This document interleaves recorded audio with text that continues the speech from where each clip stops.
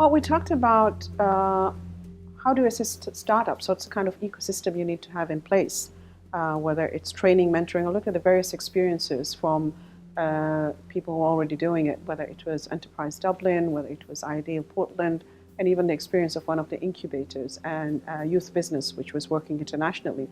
So there are a lot of common issues that they were working at, but it was definitely looking at what's the kind of ecosystem we need to have place here in Oman that's going to be able to move us into the level where we can create more successful SMEs and also have more coming out of the SMEs and also having, a kind of a culture of innovation as well. So these are some of the issues that we discussed. Well, I'd like us to have a national agenda. I'd like us to have a clear vision and strategy with entities that are already in place working together towards achieving that objective. It's good to be a generalist, but sometimes you need to have one particular institute focus on something that's going to feed off and help the whole ecosystem.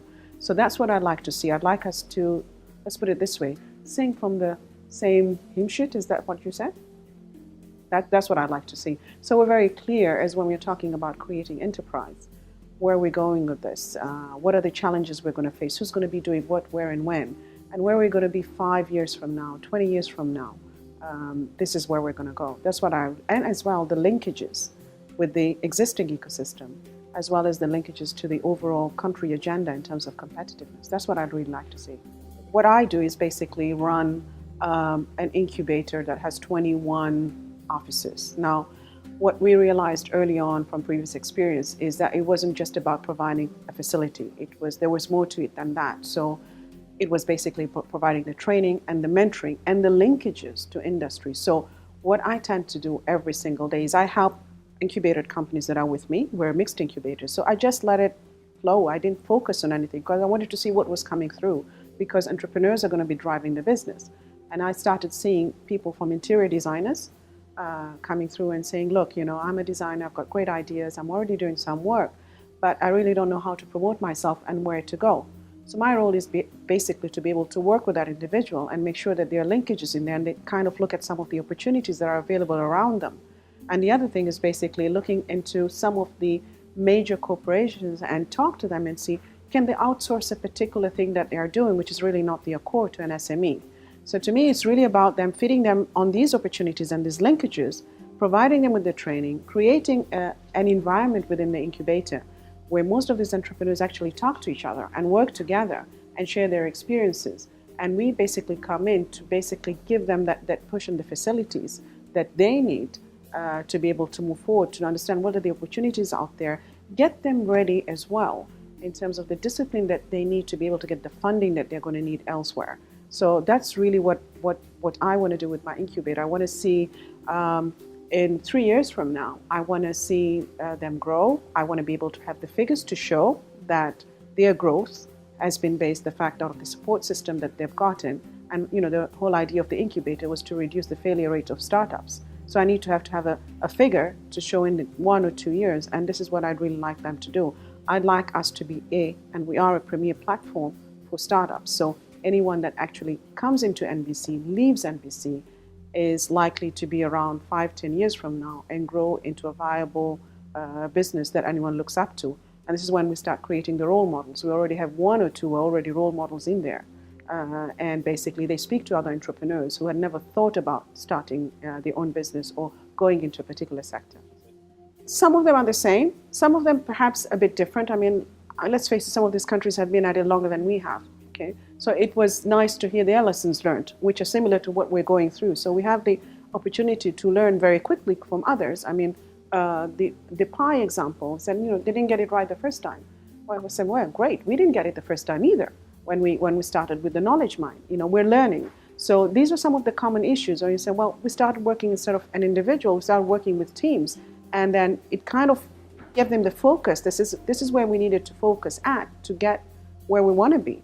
So we tackled issues about employment generation or wealth generation or creating an ecosystem, getting people into meaningful employment and starting a startup. So there you have youth business or the Enterprise Dublin talking about exactly how they funded and how they did it and what worked, what didn't.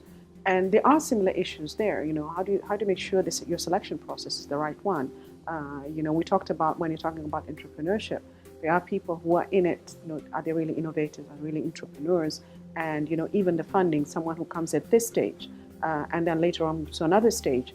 Where are we going with this? So these are issues that are going to be coming up for us in Oman. And for me, it was something to learn from.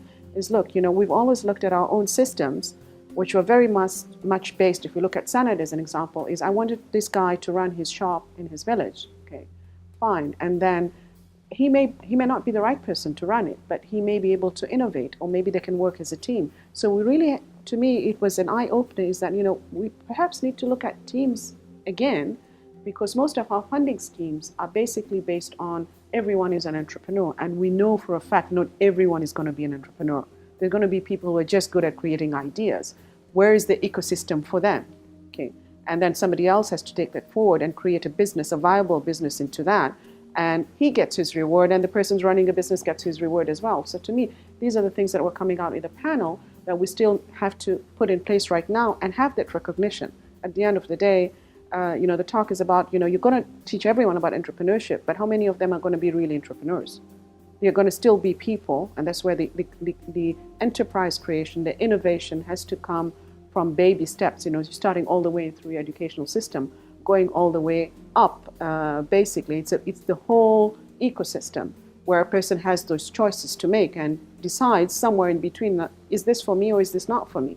And I think this to me was basically coming out is that we've got a huge task in front of us, but all these other countries or whoever was on map have been there, and they've done some mistakes, and they've gone back and they said we need to work together. The unity of vision I liked with Ideal Portland and what was happening in Portland is that they had already decided we're not a Silicon Valley, we're not this. And I think what was coming out is learn from others, and what they're doing and how they've worked.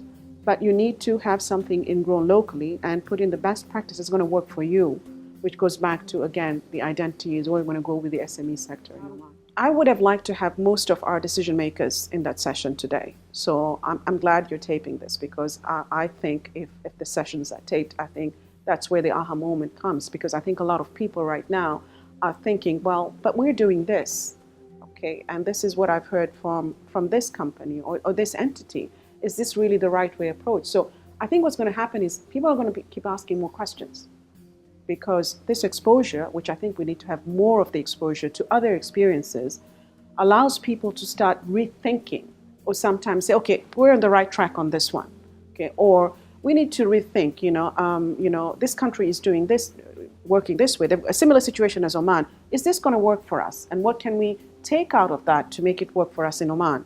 I mean, we heard today the CEO of Rafat Fund realizing and admitting that, look, our procedures are very difficult. We realize that, and we're looking into the fact that we don't have a certain skill set. And if we want to help these SMEs grow, we need to ease up and recognize that here we want to do one thing, but what's coming out is something else. So I think that realization and that aha moment saying, look, here's how it's worked elsewhere. Now, if you really want to leapfrog, we really have to ease the brakes on some of the things that we've put in place at the moment, whether it's procedures, whether it's looking into getting a talent pool, whether it's actually looking at what needs to be in place in terms of the ecosystem to be able to go where we want to go with this.